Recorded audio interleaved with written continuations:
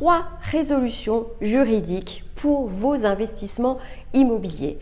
Chaque semaine, c'est la même chose, c'est la même chanson. Vous entendez parler de réformes, vous entendez parler de taxes, d'obligations déclaratives, des obligations de plus en plus lourdes à la charge des propriétaires bailleurs. Vous entendez parler à côté de cela des conditions d'octroi des crédits immobiliers de plus en plus difficiles, des taux d'intérêt moins favorables qu'il y a quelques années.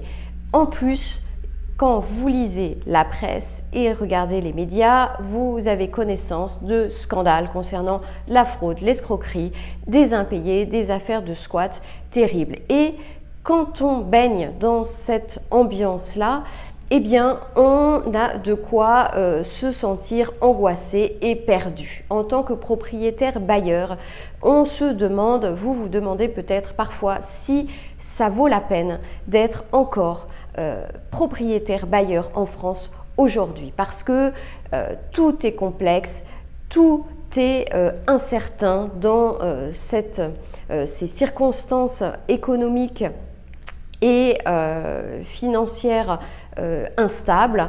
Et qui dit instabilité économique et politique dit aussi complexité en matière de la réglementation, en matière législative. Vous l'avez constaté, les lois sont de plus en plus complexes, les lois sont de plus en plus nombreuses et dans tout ça, on peut se sentir perdu et c'est normal. Voilà pourquoi certains propriétaires bailleurs craquent et commettent parfois des actes irréparables et se retrouvent en justice. Voilà pourquoi certains propriétaires bailleurs renoncent à acheter l'immobilier ou à investir à nouveau et vendent carrément leurs biens ou renoncent à leurs projets.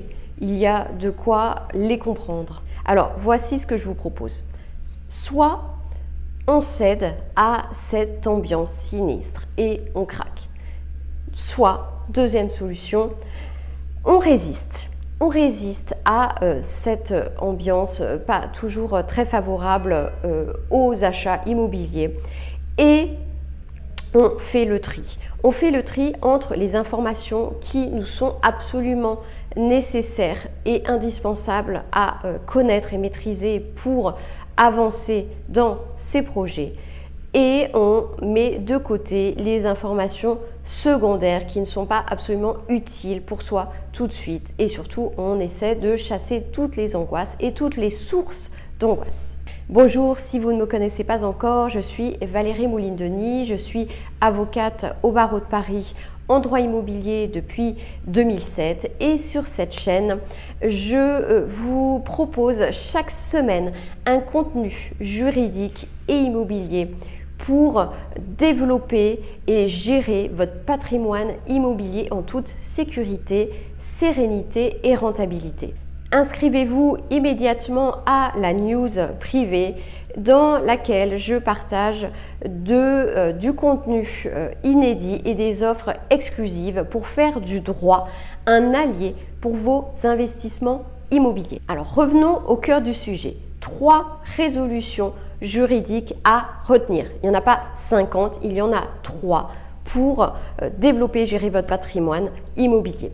Première résolution, c'est la sécurité. Sécurisez vos biens, sécurisez vos achats, sécurisez chaque location.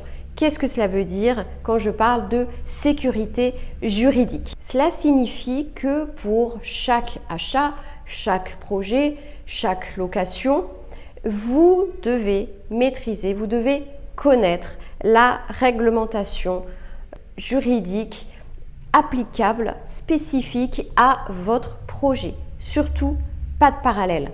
En matière de droit, les parallèles sont très dangereux. Par exemple, si vous avez utilisé tel contrat pour tel projet, cela ne signifie pas que c'est duplicable dans une autre situation. Par exemple, si vous avez établi tel contrat avec telle société commerciale, cela ne veut pas dire que ce contrat est applicable pour une SCI en modifiant 2-3 clauses. Cela ne fonctionne pas du tout comme ça en droit. Le droit est très logique et très mathématique, si je puis dire. Il y a des règles, des cases, donc vous ne pouvez pas adapter les clauses par-ci par-là ou dupliquer dans d'autres situations. Ce n'est pas possible, c'est surtout très dangereux donc pour votre sécurité juridique. La sécurité juridique, c'est important non pas pour faire joli, c'est pour éviter d'avoir de gros soucis et notamment des risques de contentieux. Bref, cela signifie qu'il faut douter et vous interroger sur chaque projet, sur chaque bien, sur chaque location. Méfiez-vous de vos certitudes parce qu'en plus, le droit est mouvant et évolue toujours.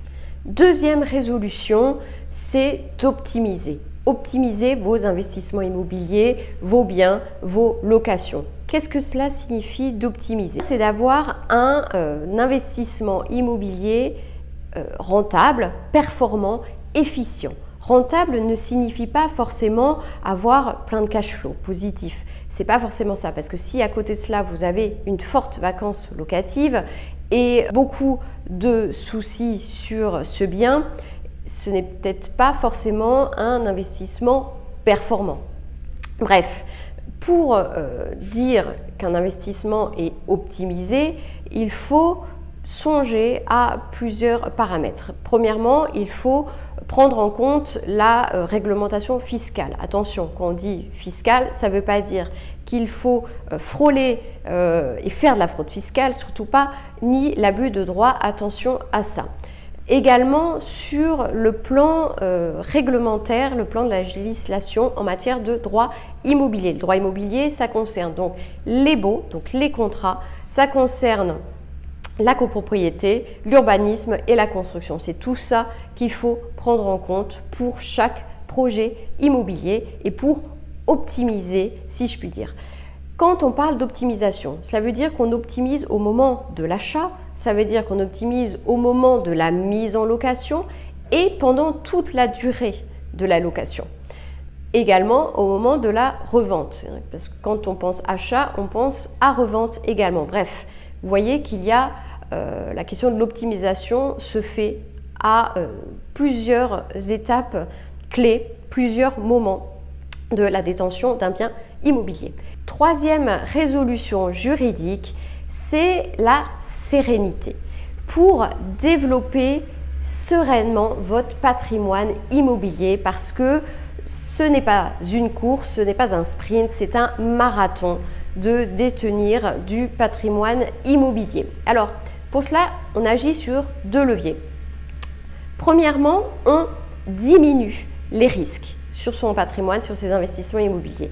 Deuxième levier, on augmente la paix dans ses investissements immobiliers. Cela signifie que en cas de doute, en cas de problème juridique, en cas de problématique sérieuse, vous contactez immédiatement un professionnel du droit, un avocat. C'est la raison pour laquelle j'ai mis à disposition un agenda en ligne pour vous permettre de contacter facilement un avocat en cas de problème sérieux.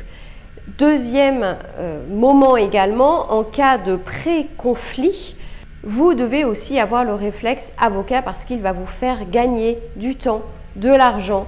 Vous savez qu'un problème en matière immobilière, un problème qu'on laisse, c'est un problème qui pourrit. Un problème qui pourrit, c'est un problème qui grossit et qui vous fera perdre de l'argent.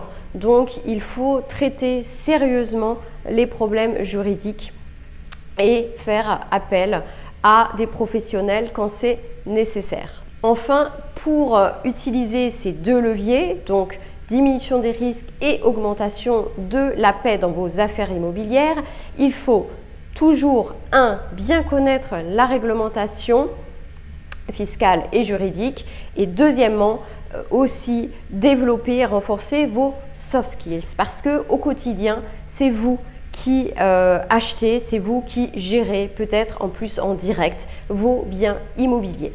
Alors, êtes-vous prêt à tenir ces 3 résolutions Dites-le moi en commentaire.